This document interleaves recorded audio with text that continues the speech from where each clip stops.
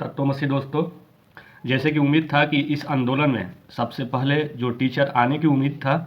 वो SK Jha sir आए हैं। और सर आपको बहुत बहुत सैल्यूट कि आप हम लोग के आंदोलन में बढ़ चढ़ के हिस्सा लिए, हम लोग के साथ कदम से कदम मिलाकर चले, अपनी बातों को, स्टूडेंट की बातों को अपने बातों के माध्यम से रखे, सरकार तक ये बात पहुँचे। और बिल्कुल सर, ये जो है 5600 जो सीटें हैं एएलपी की,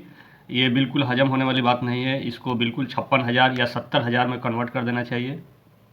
देखिए, एक छोटी सी वैकेंसी किसी भी स्टेट की आती है तो 60,000 70,000 1 लाख तक की वैकेंसी आती है। तो कम से कम सरकार को तो इतना ध्यान देना चाहिए कि ये सेंट्रल लेवल की, जबकि रेलवे का सबसे बड़ा डिपार्टमेंट है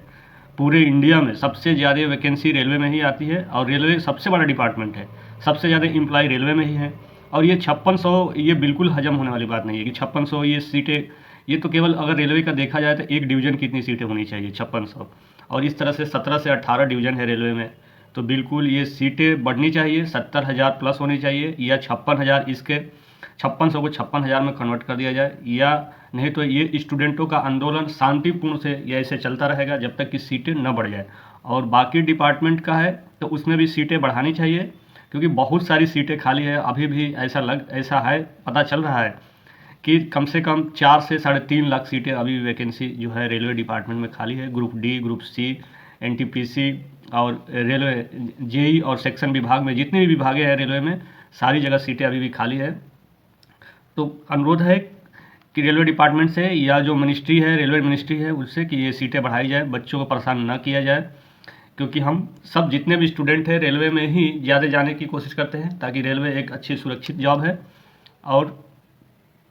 इसमें सीटें ज़्यादा रहती है। तो बाकी 6 साल हो गए, 6 साल पहले आए थे एएलपी का या अदर जो भी पोस्ट है उसमें आए थे, तो हम लोगों ने भरा था, बहुत सभी लोग हो गए जिनका सिलेक्शन नहीं हुआ, या जो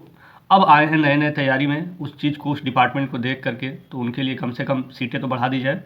और सर एसके झा सर, आपको सैल्यूट, आप आए, और बाकी टीचरों से भी मेरा अनुरोध है कि वो स्टूडेंट के साथ आएँ और उनकी बातों को अपने बातों के माध्यम से सरकार तक रखें, सरकार के बीच पहुंचाएं, जिससे कि सर क्या है कि हम स्टूडेंटों को एक बल मिलता है, ये कि जिससे हम पढ़ते हैं वो एक हमारे गार्जियन के रूप में होते हैं। और गार्जियन के रूप में होने का मतलब कि सर अगर हमारे पीछे कोई खड़ा है, कोई आ रहा है, कोई टीचर आ रहा है, तो हमें एक ये ताकत मिलती है कि हाँ चलो, कोई हमारे पीछे है, कोई हमारी आवाज़ों को उठा रहा है, या कोई गार्जियन के रूप में है। अगर किसी तरह का कोई आंदोलन में दंगा होता है तो उनकी एक रिस्पॉन्सिबिलिटी बन जाती है कहने के लिए कि नहीं, स्टूडेंट ने कोई दंगा नहीं किया है। तो और दूसरी बात ये है कि मैं, जो भी स्टूडेंट आंदोलन में जा रहे हैं, आंदोलन हम लोग कर रहे हैं, जो भी कर रहे हैं, अपने आसपास ज़रूर इस चीज़ को ख्याल रखें कि कोई ऐसा व्यक्ति तो नहीं घुसा है जो आंदोलन को छीन भिन करने की कोशिश कर रहा है, आंदोलन को ख़त्म करने की कोशिश कर रहा है। वो ऐसी गतिविधियाँ ज़रूर करेगा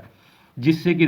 आंदोलन में दंगे हो जाए, पुलिस भड़क जाए, जनता भड़क जाए, और जो स्टूडेंट हैं वो भड़क जाए और आंदोलन को ख़त्म कर दिया जाए। तो प्लीज़, जो भी आंदोलन में जा रहे हैं, हिस्सा ले रहे हैं, वो अपने अगल बगल ज़रूर ध्यान रखें, ऐसी तरह की गतिविधियां ना होने पाए। अगर कोई करने की कोशिश कर रहा है तो उसे सारे लोग मिल करके पकड़ करके पुलिस को सरेंडर कर दें और बताएं कि ये इस तरह की हरकतें कर रहे थे, जिसकी जिम्मेदारी, उसकी वजह से आपके ऊपर जिम्मेदारी आ जाएगी कि आप लोगों ने किया है, हम लोगों ने किया है। जबकि मेरा ऐसा मानना है, शुरू से मानना है कि स्टूडेंट कभी भी दंगा नहीं करता है, न करता है, न किया है, कभी भी नहीं। स्टूडेंटों के आंदोलन में कुछ मौकाप्रस्त लोग मौका पा करके उनके बीच घुस करके इस तरह की गतिविधियों का अंजाम देते हैं, दंगा करवाते हैं, और सारा का सारा इल्ज़ाम एक स्टूडेंट पर लग जाता है।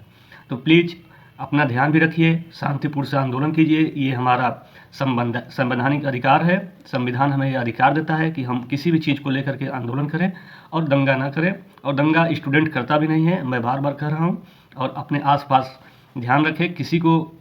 आंदोलन के दौरान किसी को किसी तरह की दिक्कत ना हो। अगर दिक्कत है तो उनका दिक्कत का अगर सामना कर सकते हैं या हेल्प कर सकते हैं तो हेल्प भी कीजिए, और शांतिपूर्ण से हमारा आंदोलन चलता रहेगा। और प्लीज़ ये ध्यान रखिएगा, इस बात को ज़रूर ध्यान रखिएगा, अपने आसपास कोई ऐसा व्यक्ति जो आपके बीच में घुस गया हो और कुछ ऐसे हरकतें कर रहा हो जिससे आंदोलन भड़क सकता है, पुलिस लाठी डंडे चार्ज कर सकती है। और पुलिस से मैं बार बार रिक्वेस्ट कर रहा हूँ कि सर प्लीज़ बच्चों पर डंडा ना चलाएं, हम लोगों के ऊपर डंडा ना चलाएं। हम लोग कभी आंदोलन, जो भी आंदोलन किए हैं, उस आंदोलन से कभी किसी को नुकसान नहीं हुआ है, वो किसी और के द्वारा हमारे आंदोलन में घुस करके भड़काया गया आंदोलन है। तो प्लीज़ सर